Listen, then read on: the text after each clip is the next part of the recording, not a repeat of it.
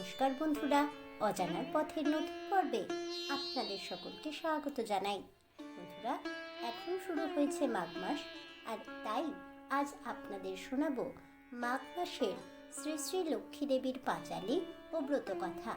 বন্ধুরা, সম্পূর্ণ ভিডিওটি তাই স্কিপ না করে শেষ পর্যন্ত দেখতে থাকুন।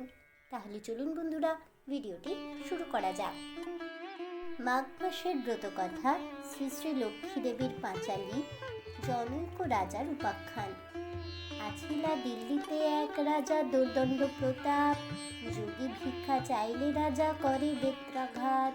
ক্রোধে যোগী বর শাপ দিল তারে, লক্ষ্মী ছাড়া হবে আমাকে তখনই তুমি চিনিতে পারিবে।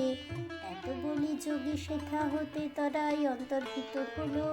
তার সাথে রাজলক্ষ্মী বিদায় লইল। রাজ্য মধ্যে মহামারী, চৌদিকে ক্ষুধার হাহাকার। যে যেথায় চলে গেল প্রাণ ভয়ে সব প্রজানার। নাহি শস্য নাহি অর্থ, রাজভাণ্ডার শূন্য হয়। ইহাতে রাজার মনে যোগীর শাপের কথা হইল উদয়। কোথা গেলে যোগীরে পাইব কাঁদিতে লাগিল। দেখিয়া রাজার দুঃখ যোগী তথায় আইল। মার্জনা করহ প্রভু বলে পরে যোগীর পদতলে। মনে নেই পূর্ব কথা যোগী তারে বলে।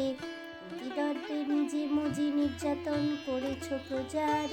সে কারণে লক্ষ্মী ছাড়া হয়ে আজ রয়েছ ধরায়। এখনো যদি চাও রাজা আপন মঙ্গল, পুজো লক্ষ্মী দূরে যাবে তব কষ্ট সকল। সেই মতো রাজা প্রতি গুরুবারে লক্ষ্মী পূজা করে। রাজলক্ষ্মী পুনঃ ফিরে আসিল রাজার আলয়ে। রাজ্য জুড়ে শান্তি, ধনধান্যে ভরে রাজার ভাণ্ডার। মা লক্ষ্মীর কৃপায় রাজার আনন্দ অপার।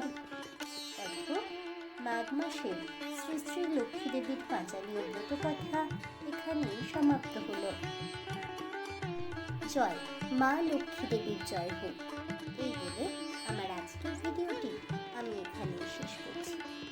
তাহলে বন্ধুরা, মাঘ মাসের শ্রী শ্রী লক্ষ্মী দেবীর পাঁচালী ও ব্রতকথা প্রতি বৃহস্পতিবারে শ্রবণ করে আপনাদের কেমন লাগলো অবশ্যই আমাকে কমেন্টে জানাবেন। ভিডিওটি ভালো লেগে থাকলে লাইক শেয়ার করতে ভুলবেন না। আমার চ্যানেলের নতুন বন্ধু হয়ে থাকলে চ্যানেলটিকে সাবস্ক্রাইব করে দেবেন। পাশে থাকা বেল বাটনটি প্রেস করে রাখবেন নতুন ভিডিওর নোটিফিকেশন পাওয়ার জন্য। ফিরে আসছি পরবর্তী ভিডিও নিয়ে। ততক্ষণ সবাই ভালো থাকুন, সুস্থ থাকুন, আর অবশ্যই সঙ্গে থাকুন আর দেখতে থাকুন অজানার পথে।